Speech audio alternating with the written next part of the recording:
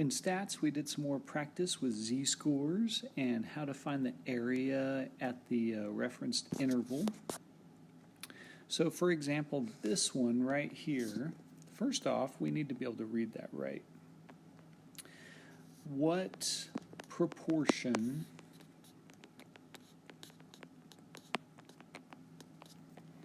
of z-scores are less than 139? All right, so first off, you need to consider what the z table, the z curve looks like. So we looked at it last week. Let's look at it again. So here's our bell curve. We have a mean at 0. This is 1 standard deviation above, 2, and 3. 1 below, 2 below, and 3 below. So if you remember the empirical rule, 99.7% of the data falls between those two markers right there. So there is very little data outside of -3 and +3 standard deviations. Most of the data set is between those two lines. All right? So the next thing is the question that I just wrote. Let's get rid of those arrows. The question that we just looked at, proportion of z's less than 139, falls about right here. And the question is asking, what is the area of this shaded region? What proportion of the green curve is shaded? That's another way to think about it. What proportion is shaded out of 100%? So your calculator can do it really quick. The thing to be aware of is that out here, there's no bound.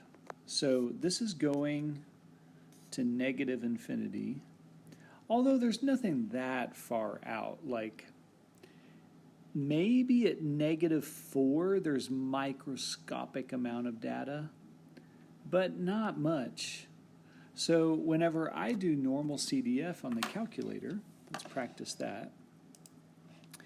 We go menu, stats, distributions, and we want normal CDF. Never PDF. We want normal CDF. So what this is going to do is it's going to calculate the proportion of that area that I shaded. Now, there's no lower bound. It's -infinity, and that's what the default is. So all you need to do on a less than question is type in the upper bound, 1.39. Notice it has a mean of 0. That's because we're talking about z's. It has a standard deviation of 1. That's because we're talking about z's. So you can change these if you move to a real world problem, but we'll look at one like that later. So I press OK, and that gives me the proportion of z's smaller than 139, and that's 9177. So back to the problem. I get 0.9177. Now the next question flips the question. It's a backwards question. It's giving us a proportion of 0.918. Need a z-score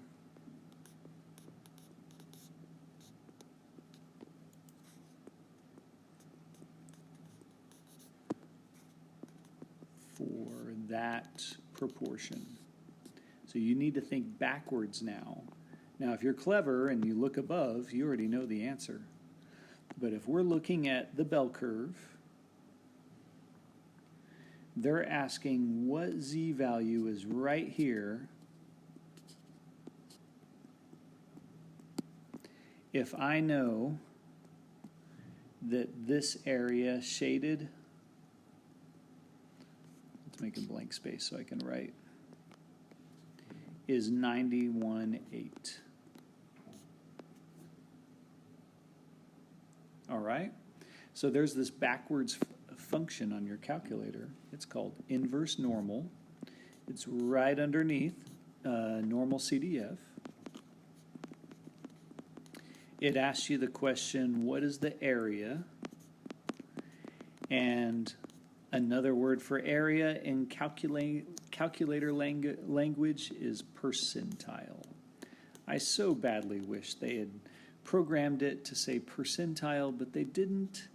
So you just got to remember, when they ask for area, they're asking for percentile, and you simply type in 918 in proportion form, not percent, and it will give you the correct z-score. So let's try it. Let's see what we get. Press menu on your calculator, stats, distributions, and inverse normal. Type in 0.918 and it will give us a z-score. 1.3917.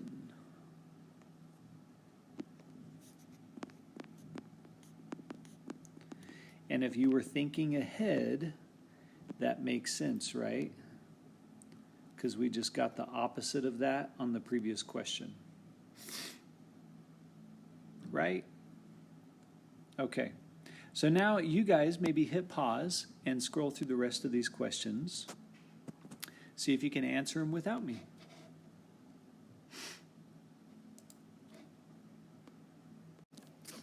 All right, I calculated a few of these. We'll look at the others soon. Hopefully no question on the 90th percentile question, because we just did 91.8. So hopefully that was easy.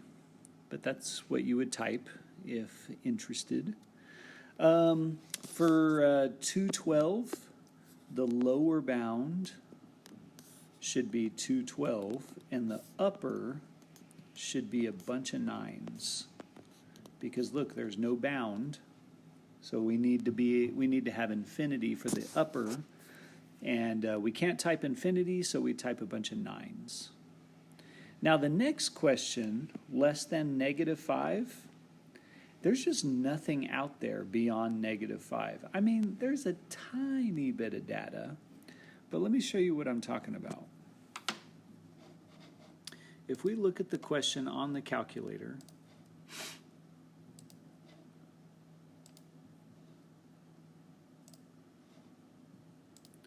we have a lower bound of negative infinity, an upper bound of -5.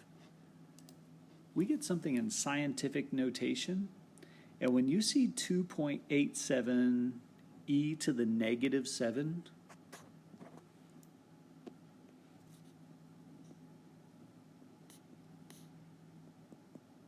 that's scientific notation, and that's really 6 zeros and then a 3. I typically round to the 4th place, and that's about 0. It is A-okay to say a number that tiny is about 0.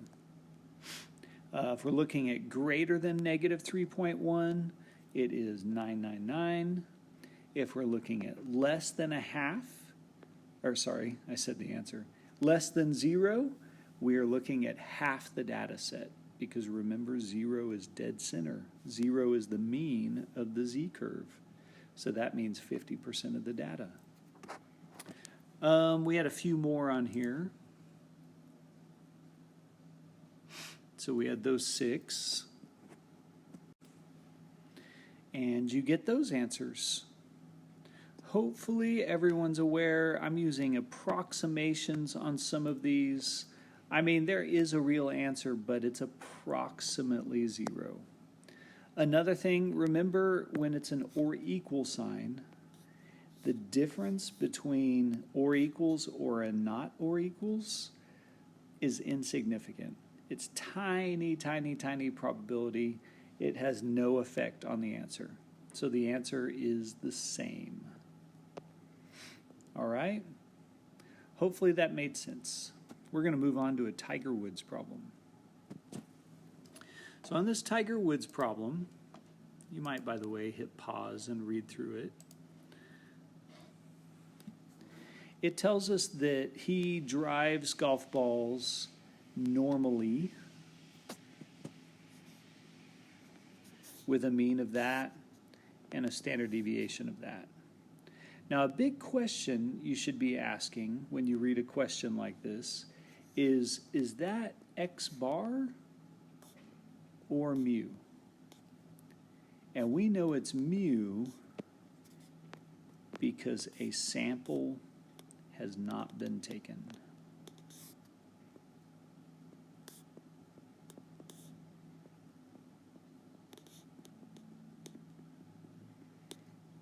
Same with standard deviation. Is it S or sigma? And it is sigma. These are population values. Let's start over. These are population values. That right there is where people get tripped up very often. It becomes a reading test. So you have to critically read that last sentence. Is it talking about all golf balls that he drives or a sample of golf balls? And that looks like it's talking about all the golf balls that he drives over his whole history. So what you're supposed to do is find the z-score of the number in question. So you go to the question. And by the way, I have a typo in here. On your problem, this says 290. So let's make that a 290. And then this problem isn't even here. Oh, wait, sorry. Now I'm reading it right. This problem is what you see typed. You don't even see this problem. So I added that one. So let's ignore that one. Let's pretend I didn't ask that one. And let's just do B. All right, so what we need to do is we need to find the z-score of 290. And in order to do that, you have to prove to your reader, to me, that you know why you're allowed to use z. And they typed it. So up here, you say normal. You define what the mean is, what standard deviation is, and you can find 290's z-score.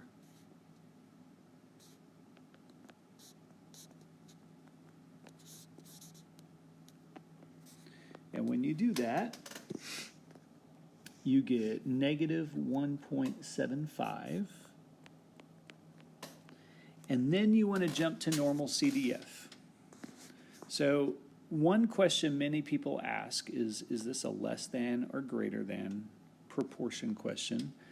That means we need to make sure we write this question. This is asking what proportion of drives are at least 290. So in terms of z, we're saying z greater than or equal to negative 1.75. And now you jump to normal CDF.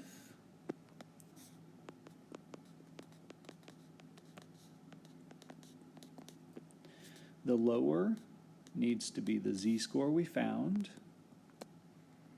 The upper is infinity. And we get 0.9599. But heads up, I grade this.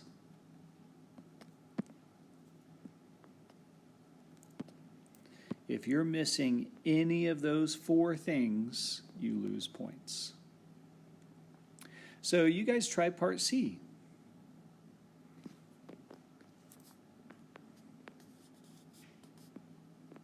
I'd hit pause, by the way, and do part C.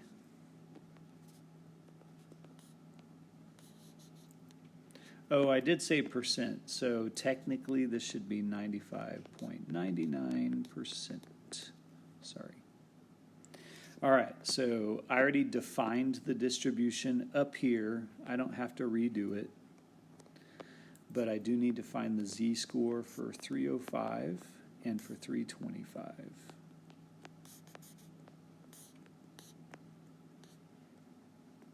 I need a decimal.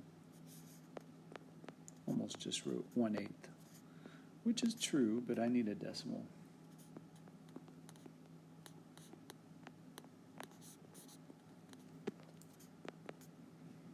So now I know my lower bound and upper bound, and I jump to normal CDF, and my lower is 0.125, my upper is 2.625.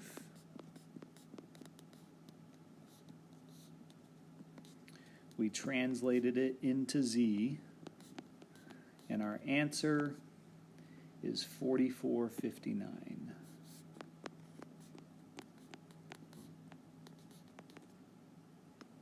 On this problem, I grade that, and that. All right. I'll see y'all later. Bye.